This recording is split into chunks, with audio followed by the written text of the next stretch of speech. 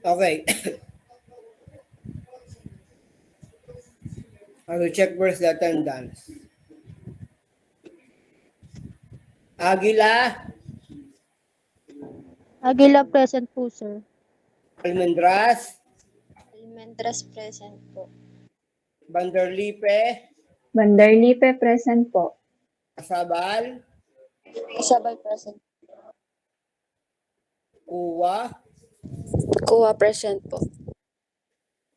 De Los Santos, De Los Santos present po. Quezon,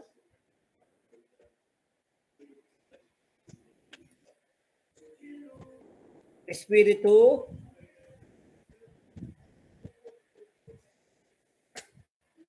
Laresma, Laresma present po. Dat,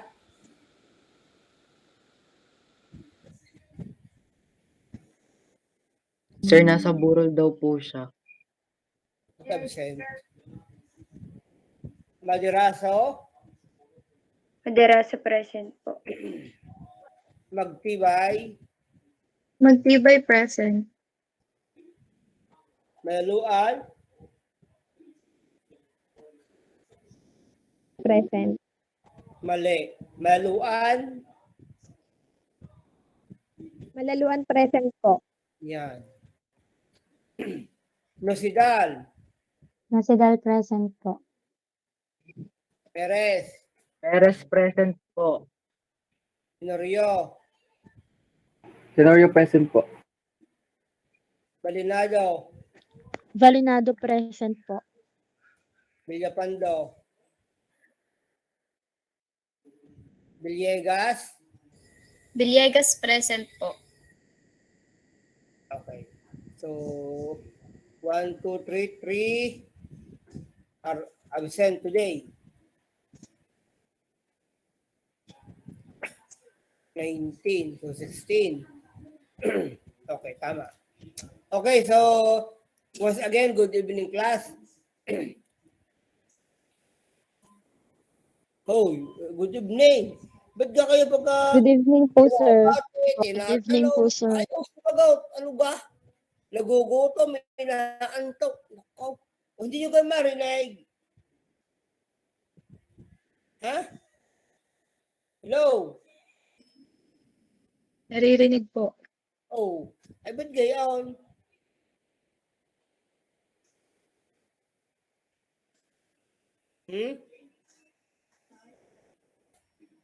Shy kayo?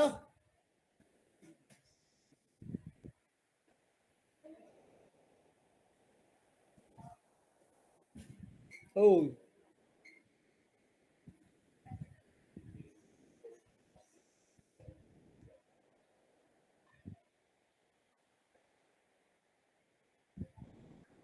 Yan namang nasagaw. Ano ka yan?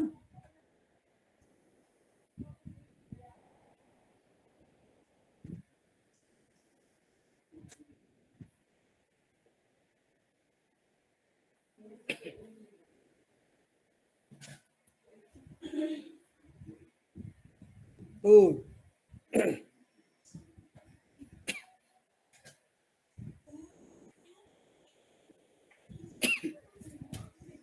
Sige, wala di bang nasagot eh.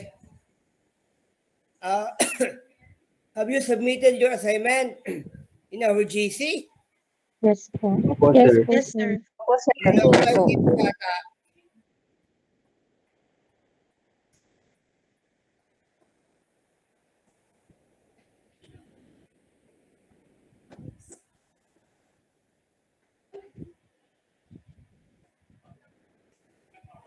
Tinan ko ha.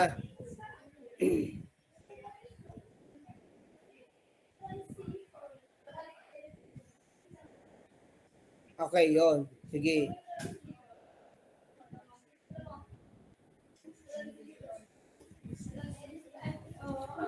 Okay.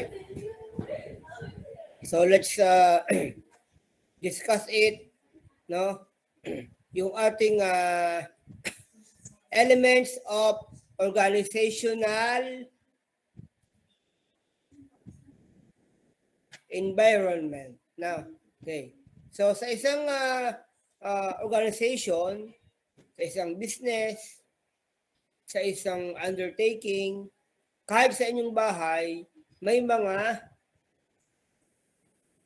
environment, atmosphere, kapaligiran na nakakaapekto sa pagpapatakbo ng isang negosyo, ng tahanan, kahit ang inyong buhay, ano?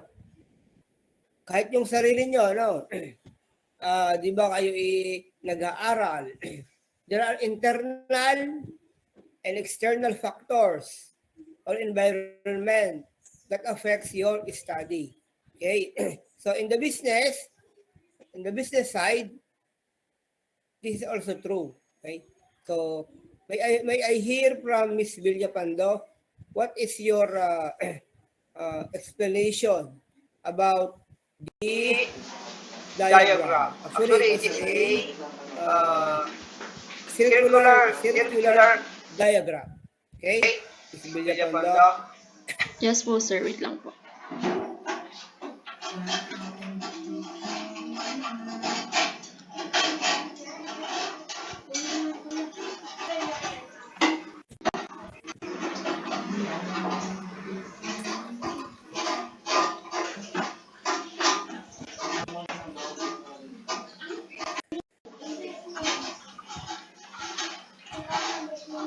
Sir, rinig po ba ako ng ayos? Yes. Elements of organizational environment. In this photo, we can see a circle where elements of different environment takes place. First is the general environment, followed by the task environment, and lastly, the internal environment. These three environments greatly affect the business and its operations, furthermore, its decision making as well. General environment is an example of external environment. This environment affects the business from the outside, thus it is beyond the organization's control. This kind of environment influences the business experiences in opportunities or setbacks in the business marketplace. Some of the examples of general environment are the international dimension, political legal dimension, socio-cultural dimension, economic dimension, and technological dimension. Task environment is also a form of external environment. This environment identifies sectors that directly influence the business organization. It allows the business organization to identify the factors that limit or compromise their ability to achieve the goals and objectives. These are the factors with direct involvement to the business or the organization. Such examples for task environment are the regulators, competitors, strategic partners, suppliers, and the customers. Internal environment are the factors within the organization. It refers to the environment that affects the organizations internally. It also not just influences the activities and choice of employees, but also the behavior of the employee within the organization. They are the one who can formulate decisions from the outcomes from the tasks and general environment. Factors from this environment are the owners, board of directors, employees, and the culture. Yun lang po, sir. Okay. So, Okay na. there are only two major environment in the business. Okay? One is the internal environment and the second one is the external environment. Okay? So if you're going to focus your attention Daan na. to the Daan ka inner na. core of the circle, the inner core, okay? So that is the internal environment, okay? Which includes, of course, the your competitors, okay? Meaning, who are those businesses who will compete with you, no? Who will compete against you? Let's say, for instance, your product is information technology equipment, cell phone, gadgets, tablets, and so on and so forth. Then who are those potential competitors? Okay? Because Filipinos are a great imitator. So whatever business is doing great in the economy, no, yung mga nagki-click na negosyo, tinutularan yan. Kasi magaling tayong mangopya, manulad, no? Tulad halimbawa nung una, noong ating, kung mapapansin ninyo, dati wala naman yung mga franchise na mga paninda, ano? Hindi kasi nung ganyong karami. Okay? Ang franchise lang noon, yung mga sago, no? Yan. Pero ngayon, pumunta ka sa Victory Mall, pumunta ka sa Walter Mart, sa SM, doon lang sa aisle, sa gitna, ang dami mga franchise, no? Tulad doon sa Victory Mall, sa ground floor, marami doon yung mga nasa gitna ng Victory Mall sa ground floor, yung sa harap ng mga food chains, lahat yung franchise, no? May lemon, may waffle, merong, ano pang nakikita nyo doon pag kayo napunta. Okay? So those are the potential competitors. Yung posible nyong maging kakompetensya. Especially kung alam nila na nagkiklik, no? Second, okay, nung una, kakaunti ang nagtitinda ng ukay-ukay, no? Nang malaman nilang meron palang potensyal, okay, dumami ang ukay-ukay, no? Thirdly, nung una, kakaunti ang may gasolinahan. 3 lang, no? Caltex, Petron, at saka Shell. 3 lang. Pero ngayon, ang dami nagsulputan ng mga gasoline stations because they know that the business is very promising. Merong mga negosyo na malaki kasi ang kinikita. Halimbawa na lang isa gasolina sa crudo. Okay? Eh, siyempre, pagka tumaas ang crudo sa abroad, halimbawa na lang nag-import ka ng crudo o petroleum products. Ngayon, kumuha ka o nag-import ka ng, ang per litro halimbawa ay 63 pesos, no? 63 pesos. Ngayon, pagdating ng 12:01 ng madaling araw mamaya, nag-anunsyo ang gobyerno, ang merkado na magkakaroon ng increase na halimbawa 2 piso. So yung 63 magiging 65. Tubong lugaw ko na agad diyan. Okay? So wala namang, ang hirap namang sa mga gasoline station, ang daling mag-announce ng oil price hike paglamas sa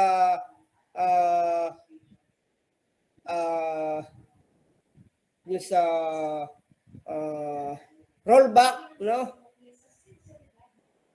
Ang bagal at higit pa doon ay paunti-unti, no? Pagtaas, ang lalaki ng presyo, no? Ang limit pa almost every week or every other day. Pag oil price rollback ay ang tagal, every week or even it took them a month. Pero ang rollback lang ay centavos, no? Piso, yan. Okay? So that is the trend right now because of the competitors, no? That in the internal environment. Then, okay, what else? Can I have another explanation? Thank you, Ms. Belia Pando, for that explanation.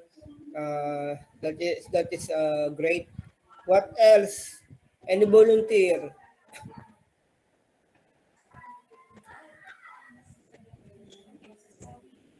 Any volunteer who would like to explain the diagram? Oh.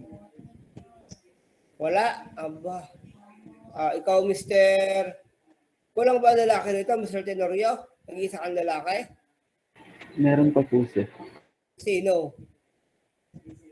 Ayun, si Mr. Perez. Ay, ikaw muna, Mr. Tenorio. Okay na po, basahin na lang yung assignment. Ay, i-explain mo sa amin. Sige. Oo naman. For, Alam mo naman tayo, teka muna ha. Alam mo naman tayong naka face to face.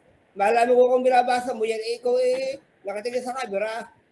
ah, Ang For iyo ma- kami, ang iyo kami si Bilya Pando binasa mo rin. Yung assignment mo. Tira mo. Hindi mo, yun, ay, tutoy, pagkagayo kinaka-online, huwag mo sabihin gayon. Paano may sabihin, sir? Sabi, babasahin ko po, ay siya. Makikita ba kayo ng teacher na binabasa mo? Siyempre, pa. nakaw, itong batang itaw. Nga ngayon ka lang sa panahon. Sige. Again. From my own understanding on the figure, which is the elements of organizational environment, an organization is being affected by three types of environment, which are the general task and the internal. The factors under general environment are international, political, legal, socio-cultural, economic, and technological dimensions. The organization itself don't have any control over this general environment. International dimension can affect the organization because of the wages, demand of the consumer, and the availability of materials if the business is importing from other countries. Political legal dimension can affect the business because government has the power to intervene to any business operations and also the organization's policy. In social cultural, the organization should be aware about the customs and culture of the environment where it operates because knowing that helps the organization be aware about the effective way in satisfying the needs and interests of their consumers. In economic dimension, the area of the organization that will be impacted the most is its marketability, especially with the impact of inflation, which increases the prices of the commodities. As for technological dimension, the management should invest only to technologies that will surely maximize the business operations of the organization. Task environment, on the other hand, consists of competitors, regulators, strategic partners, suppliers, and customers. Competitors will always be there no matter what kind of business we're in. So the management should always make sure to develop their products or services to make it more unique and in that way maintain their dominance in the market. Regulators can affect the organizations because they have the capabilities to control and also regulate an organization's policies and practices. Strategic partners helps the organizations to come up with the strategies that will make the organization more profitable and successful. In supplies, having a good relationship with them will make the organization have quality materials, and having quality materials will result in a good quality output. Customers are the vital factor in an organization because they make the business alive, so satisfying their needs and interests must be taken seriously by the management. Lastly, internal environment includes the owners, board of directors, employees, and culture. This environment is within the control of the organization. Owners are the person or persons who invested in the organization, so they have the power to change everything they wanted in the organization. Board of directors are those persons who appointed to assess the performance of the organization from the managers, so their decision making will make an impact to the future performance of the business. Employees are the workforce of the organization, so managing them properly will possibly result to a good performance from them. And last but not the least, when an organization has a well corporate culture, then it will also significantly influence the behaviors of their personnel. Ano mo sa binasa mo? Tawa Ay, ka ng tawa. lahat po, sir. Mag-focus lang tayo sa internal at saka external, ha? Okay. Sige. Iho.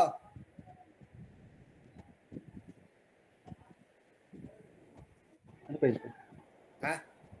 Sabi mong binasa. Anong naunawaan mo? Sige nga. Ano po, Binasa mo. dun po sa mga dimensions na under ng general environment, ito po yung mga, ito po yung kind of environment na yung mga nandito po is uncontrollable po ng mga organizations. Tapos po sa task environment naman po, may little control po sila doon kasi po ito po yung may association sila. Although wala po silang complete control doon. Tas internal environment naman po, ito po yung mga ito po yung environment na mismong nasa loob po ng organization. So fully control po sila about doon.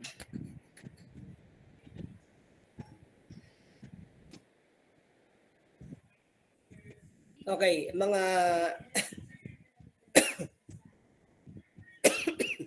yan, wala akong COVID ha. Okay, if you're going to analyze the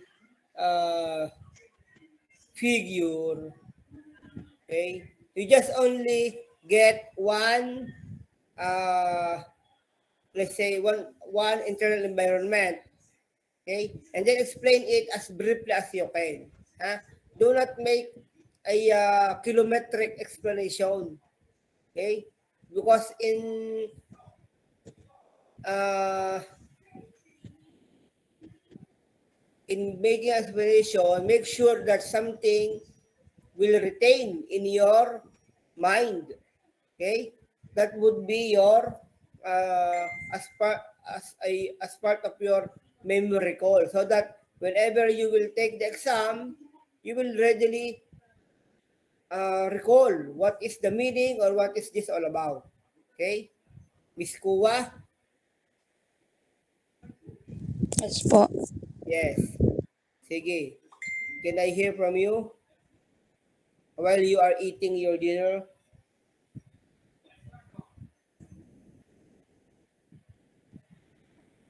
Same lang po ba kay Marco? Yes, you explain the figure.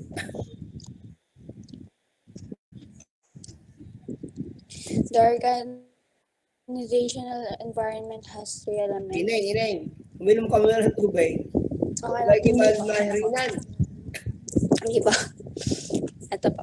Namely, internal environment, task environment, and general environment. These elements classify the environment according to the characteristics that affect the organization. This is because the organization has to interact with different factors to affect them. We can see owners, directors, employees, and culture within the internal environment. These factors are the forces that have a direct impact on the daily activities and processes of the company because they are the ones who have a contribution a lot to the organization. Therefore, they are the ones who have stakes in the organization. Moreover, they are called internal environments. With their help, the organization can be improved. As for the task environment, we can see regulators, customers, partners, and suppliers, all related to the organization's opportunities and operations. For example, the number of customers determines the success of the business. The suppliers assess the quality of the product a company will bring, so on and so forth. For this reason, the task environment can also be called the external environment. Finally, we have the general environment, which includes international, political, economic, technological, and legal dimensions, which are factors that cannot be controlled by the organizations that are affected by them. This means that the organization is concerned about the opportunities and setbacks of this environment. Okay? So, nasabi nyo na. Now, but as a brief explanation, pag sinabi natin internal environment, okay, yung environment na directly affecting the operation of the business. No? As what I've told you a while ago, yung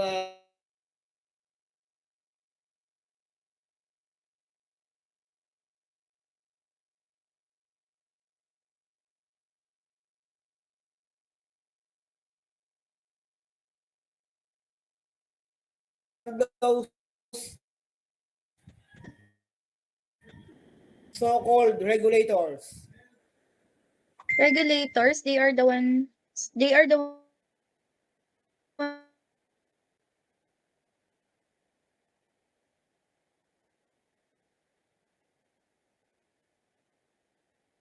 policies and In practices. specific,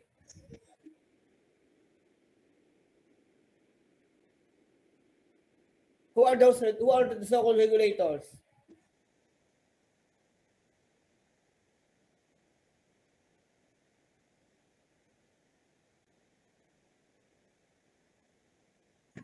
Sir, ito po ba yung mga banks? Opo. Mhm.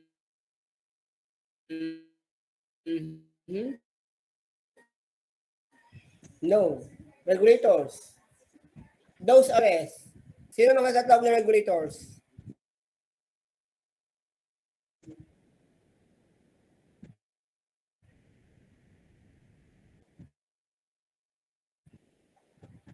Sir, yun po. No, please answer me in specific.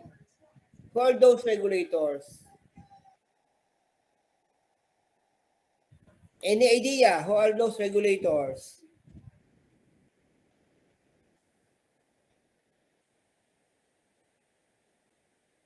Miss Nusidal.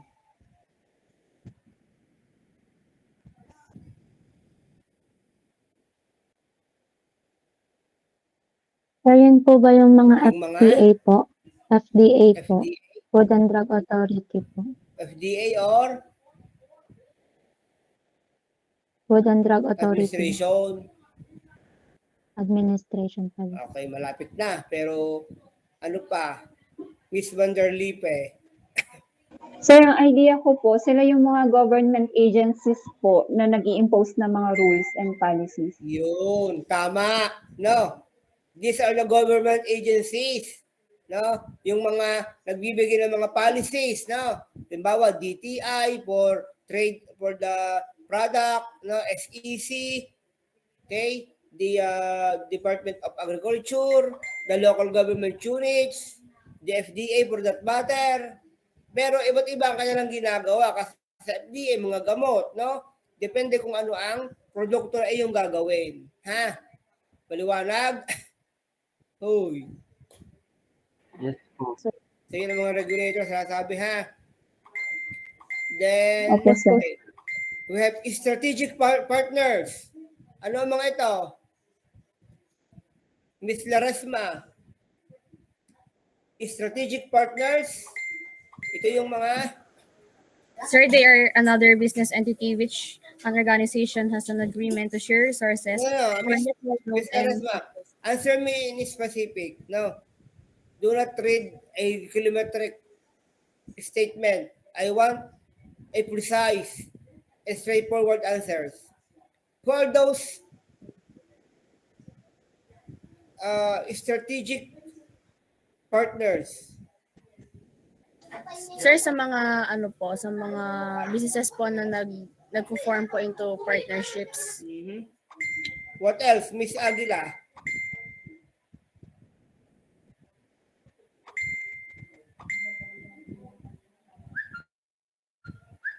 Miss Aguila, are you around? Ito po yung ano po, yung mga nag-share po. Buksan ang camera, Ineng. Sir. Ikaw lang, si Villegas, si Laresma, si Maluan, si Madiraso, ang tanging ayaw magbukas ng camera. May tinatago ba kayo sa amin?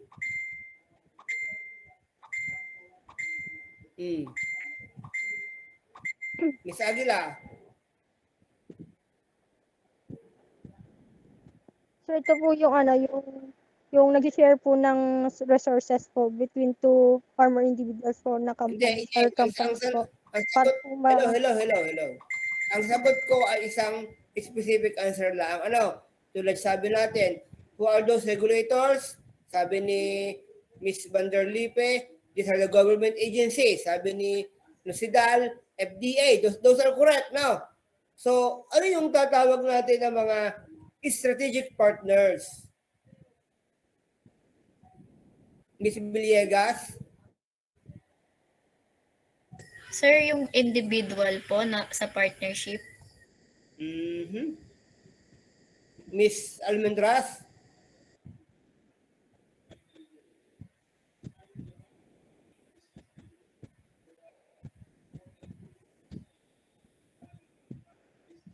Individuals and organization.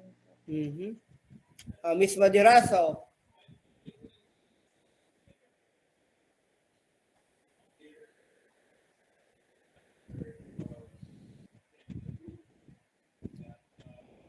Miss Madiraso? pagkakaintindi ko po, halimbawa po yung Walter Mart, diga po may mga isor po doon, kumbaga, po nakuha po sila ng profit through sa mga in-store na doon. Yung mga store po ako yung profit tayo yun. Ineng, malabo ang iyong dating. Malabo.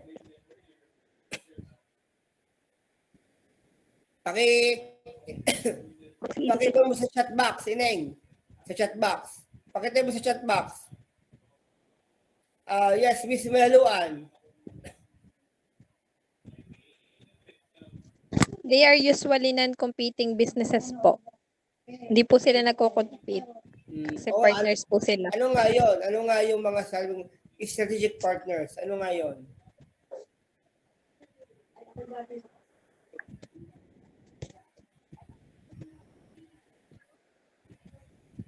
Miss Maderaso, pakitype lang sagot mo sa chat box ha. Opo, tinatype ko na po. Mr. Perez, strategic partners. Sir, try lang po. Mga shareholders po. Shareholders. Pag sinabi nating strategic partners, halimbawa, ang negosyo mo ay ukay-ukay. Now, ano ba mga posibleng partners ng ukay-ukay? No? Halimbawa, meron kang nagkulang ka ng wala kang space. Di kukuha ka ng may space, uupa ka ng space. Partners yun. No? Kasi hindi ka mag-exist nang wala kang space. Now, okay, sabi ni Miss Maderaso, like sa Walter Mart po, may mga... Saan ko na po? Ha? Ito wala. May mga store po doon. Si Walter Mart po, kakaroon na po siya ng profit galing doon sa mga store. Then yung mga store po nasa Walter, kumikita din. Kumbaga, tutulungan po sila gaining profit. Okay? So, pwede yan. Ano? Kasi, kaya lang, ang tawag doon ay customer. Na, yung sa scenario yun, ha? Kasi, yung Walter Mart kasi ay lessor. Gapo ba ng space. Yung mga nagtitinda, naupo sa kadala. So, ibig sabihin, yung mga lessor, yung mga tenant, yun ang customer ng Walter Mart. Ano? Doon tayo sa susunod na sa isa pang sa internal environment. Pag sinabi natin strategic partner, ibig sabihin yung mga nagiging katuwang ng negosyo upang siya ay mag-exist. No? Halimbawa, ang iyong negosyo ay pagkain. No? Pagkain. Ay paano ka mag-exist kung wala ka halimbawang mga strategic place kung saan ka dapat tumayo. Kasi pagka ikaw ay nasa hindi mataong lugar, paano ka pupuntahan ng tao? Kaya ang maganda sa mga businesses, strategic, no? Yung madaling makita. And the second one, no? Kung wala kang parking space, hindi ka pupuntahan kasi ang mga tao gusto lagi ay pag may sasakyan, makapark ng malapit. Kung malayo, ay paano? No? Okay? Ano pa? May mga amenities sa loob. Okay? Halimbawa, meron kang meron ba kayong magdi-deliver ba kayo ng pagkain, no? Those are partners para at least mapabilis iyong pagtitinda, no? Clear? Yes po. Okay. Yes, The next one is the suppliers. No? Yung mga suppliers, ano mga suppliers? Miss Kasabal. Sir, sila po yung nagsusupply po ng mga products po sa sa mga store po.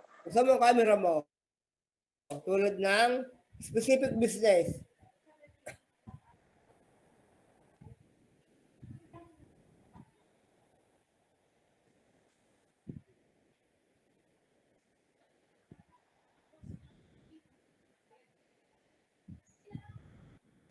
Miss Kasabal, buksan mo yung camera.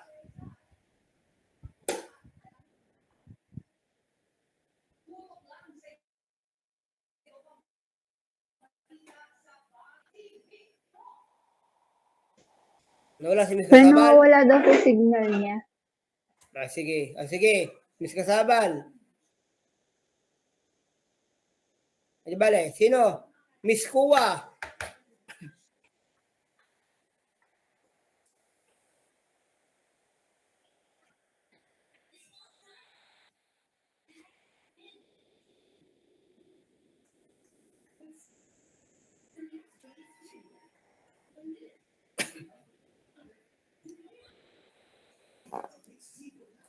Miss, yung batang ito. Miss Julian, ano pinito mo nga, Elaine? Hindi ba kita pinito mo sa screen? Opo ba? Miss Mel, ikaw, Elaine. Yung pagkakaintindi ko po, sila po yung manufacturing companies na nagsusupply nga po. Yung example po ay yung sa Nestle po, nagsusupply po sila ng goods sa mga mall po, yung sa grocery po, ganun. Okay, halimbawa ay ang product mo ay computer, ano? So yung computer hindi mo buo nang walang mga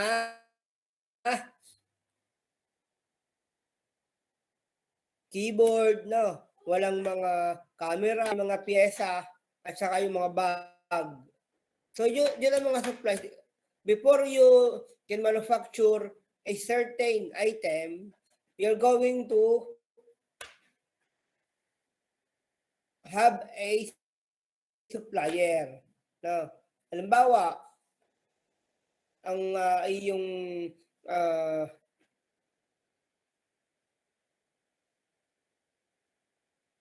product ay yung business ay hardware. No?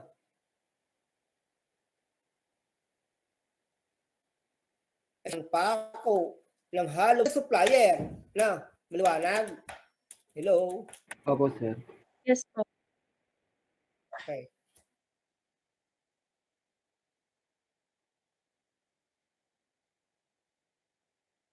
Kung baga sa TCC school, no?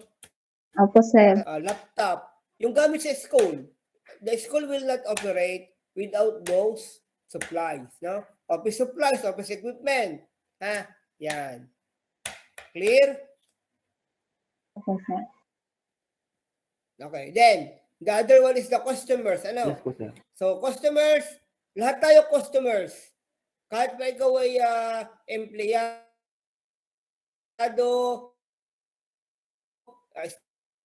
stakeholder, partner,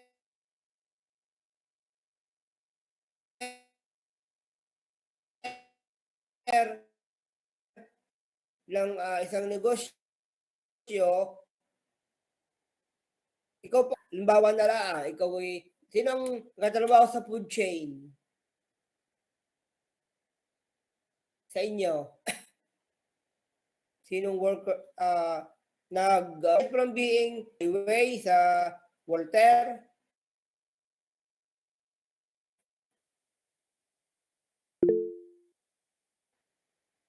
sa cross, ng Greenwich, diga? Okay. So, aside from being an employee, pag nagutom ka, bibili ka. So, ikat ng tumatangkilik ng produkto ng mga kumpanya, businesses, tindahan ay customer. Okay. Then, in the external environment, we will discuss. First is the technological dimension.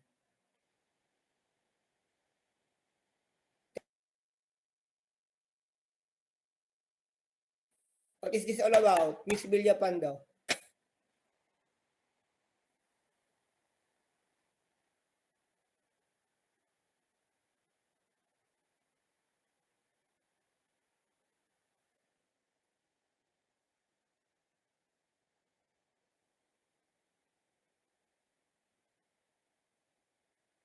Technology, okay, there's yung ngayon, cellphone, gadgets, laptops, no, internet connection, social media, those are the technology, no?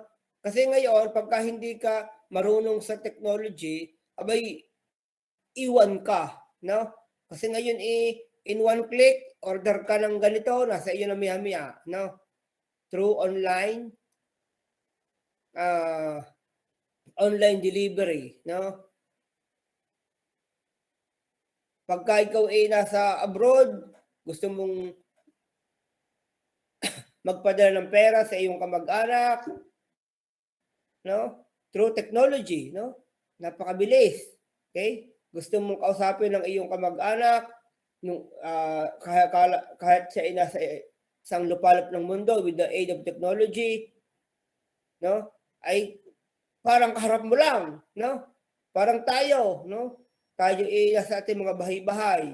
But because of technology, I can see your beautiful places, no? Kasi may technology. Ha? So, ganoon din sa business. Magmi-meeting ang board. Okay, Zoom tayo, Zoom meeting.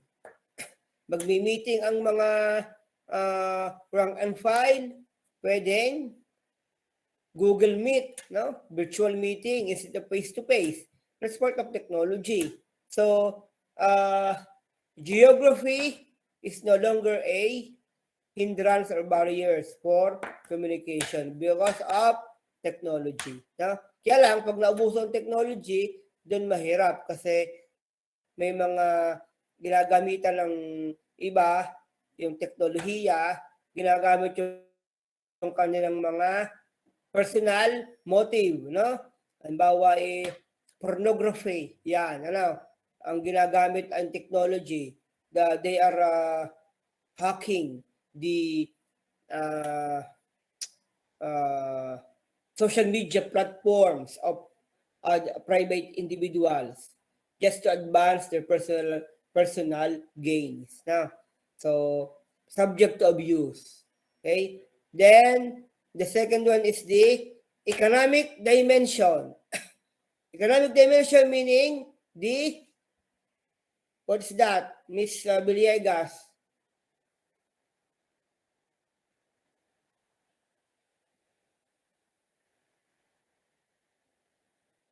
Miss Villegas.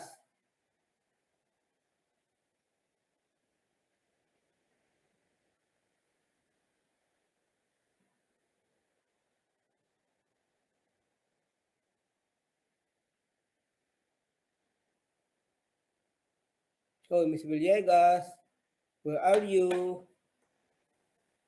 We are here. Miss Villegas. Sir, tukol po sa ekonomiya. Not necessarily. But when we talk of economic dimensions, we talk of the love, supply, and demand. What is the effect of love, supply, and demand with respect to price? Economic policies of the government. Okay? Halimbawa, free ba tayong makapag-angkat ng ganitong produkto? Okay? May restriction baga? Yan, that's part of the economic dimension. Kailangan bang maghigpit pagpapadala ng mga produkto abroad o di kaya maghigpit pag-angkat ng produkto sa ibang bansa? Like during the onset of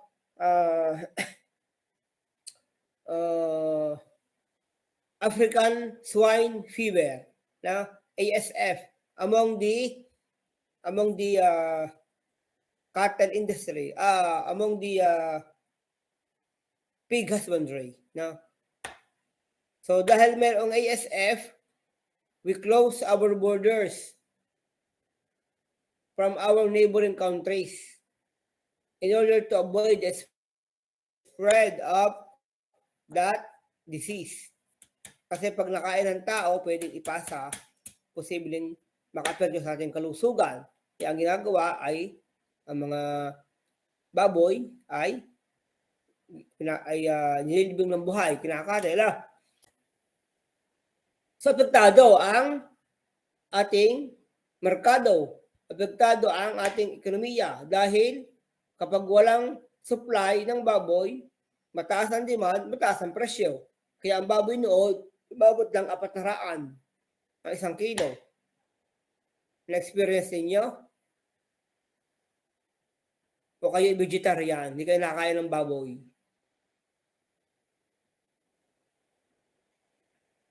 So, ibig naman kayo. Na-experience nyo ba Yes po, wala sir. yung mga magulang na bumili ng baboy na 400 ang kilaw? Yan ang ibig sabihin ng Opo, economic sir. dimension. Ha? Pagka naman mataas ang supply, wala namang demand, di bababa ang presyo. No? Kasi kakaunti na nangangailangan eh. Okay?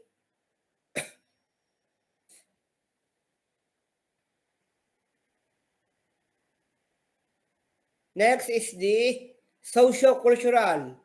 Ano yung socio-cultural dimension? Mr. Perez. Ito po yung mga tradition po, beliefs, culture. Socio-cultural. Okay.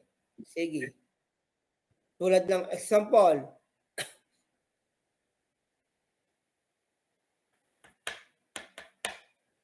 Ano example, Mr. Perez?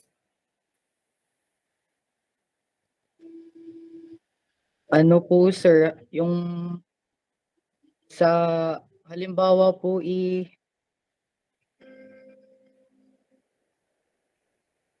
sa mga religious people, katulad po ng yung mga INC po, hindi po sila pwede ng mga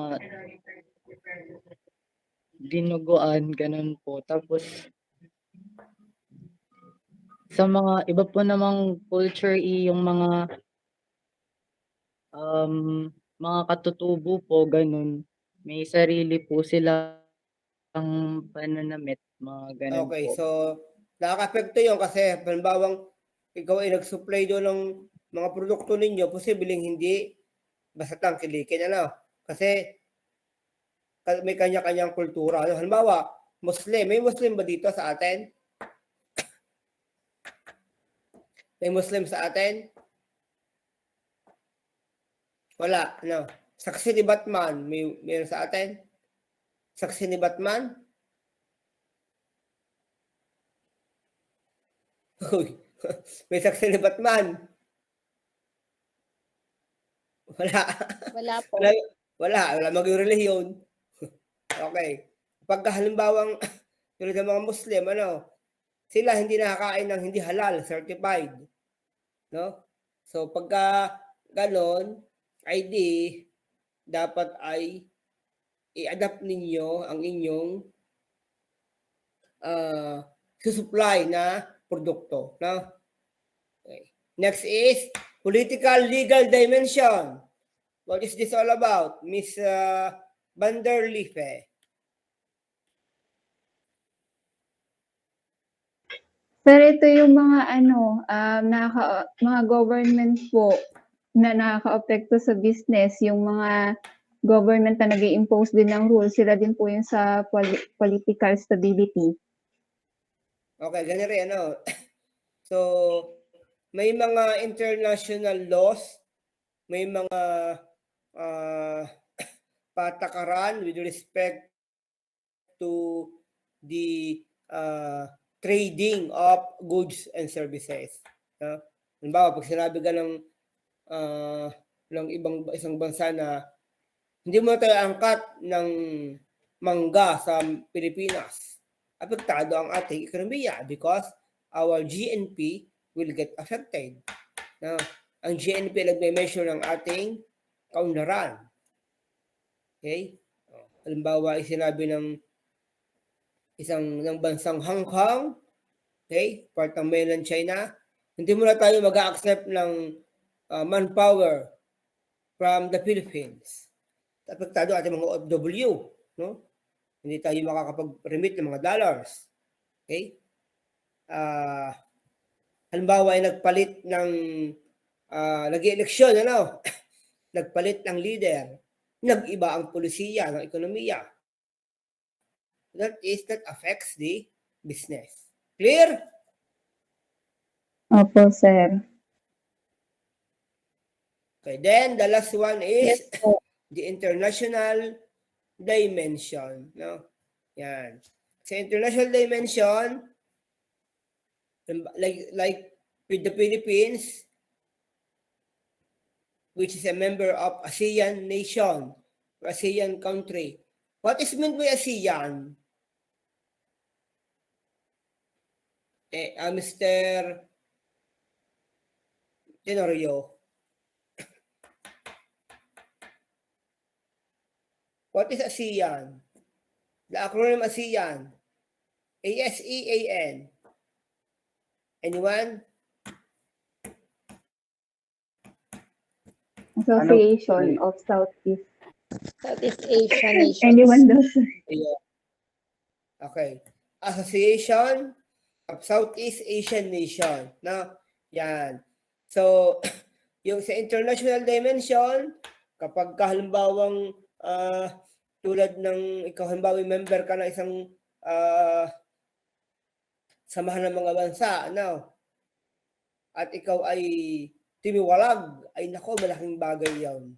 Kasi sa halip na kayo magtulungan as a trading partners, okay, ay may hirapan kang mag-promote ng mga produkto, no?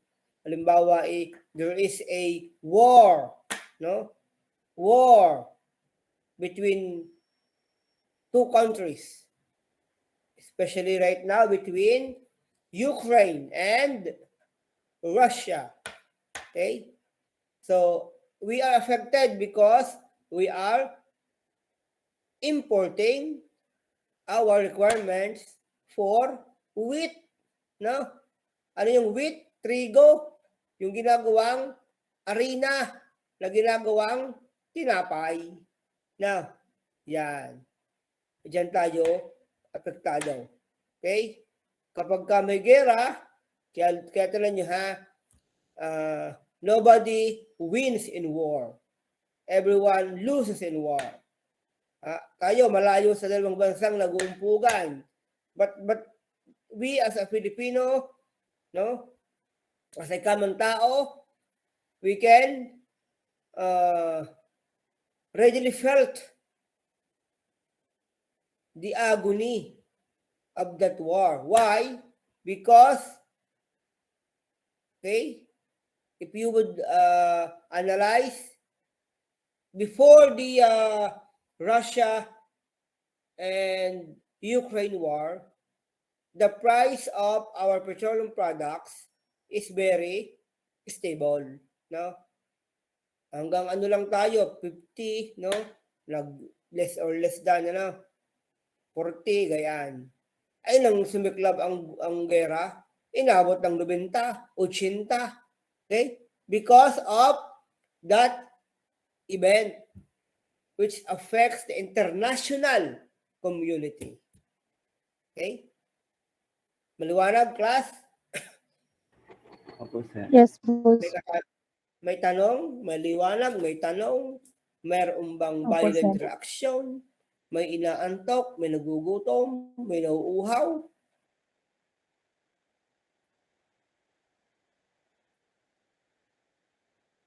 Wala. Kasi kumain na kayo.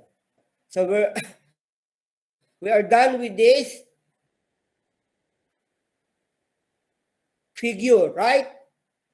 Okay, next is the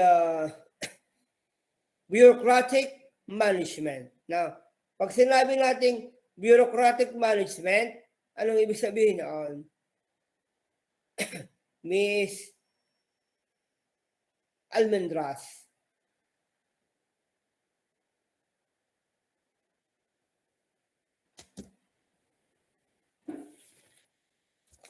Is almendras.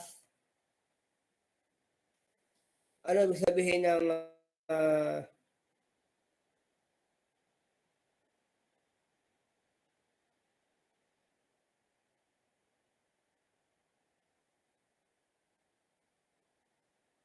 bureaucratic management? Idea. Any idea?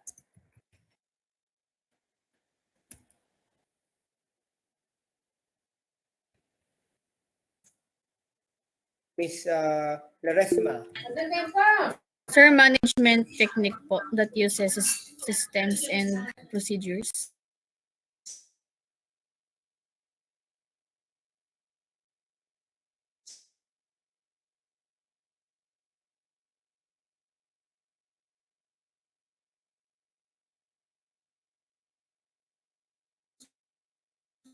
Yeah?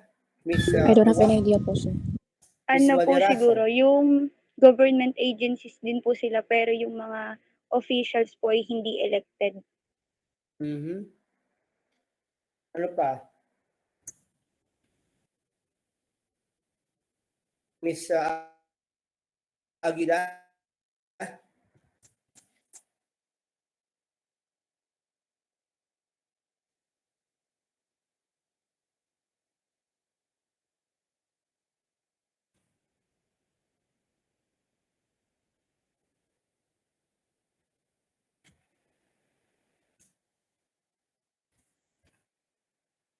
Miss Aguila.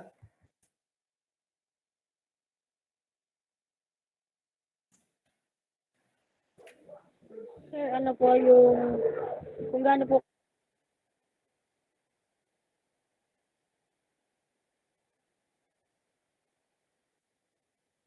kalaki yung isang organization. Pag sinabi natin yung bureaucratic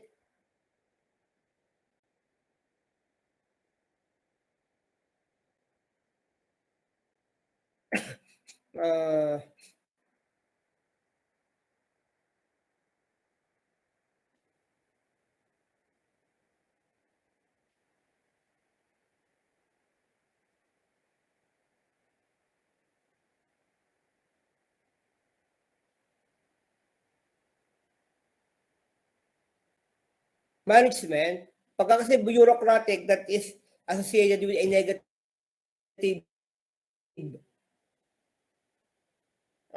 it is the poor performance of the government.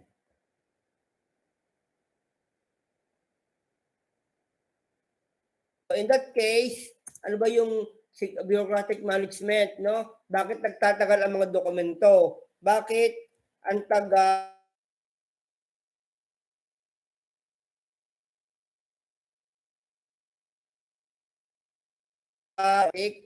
management, no? Ang mga release, no?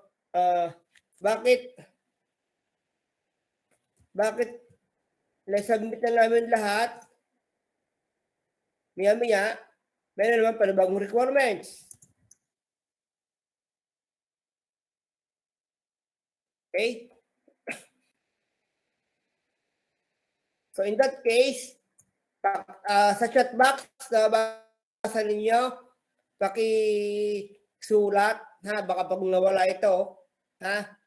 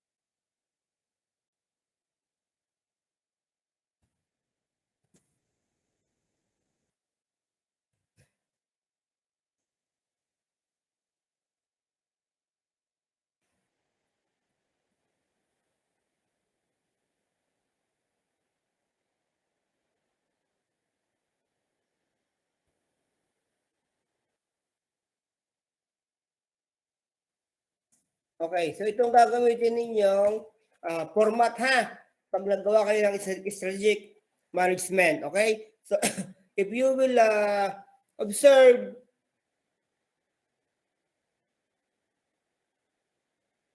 yes, sa ating mga pinag-aaralan, nakasign sa inyong business, ha? At you will be submitting that to me. I'll give you an ample time because I will have to critic or check it first.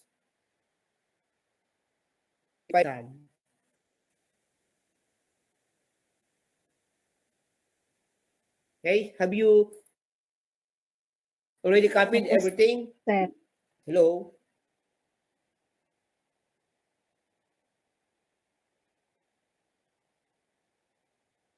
Copy na lahat? Sige.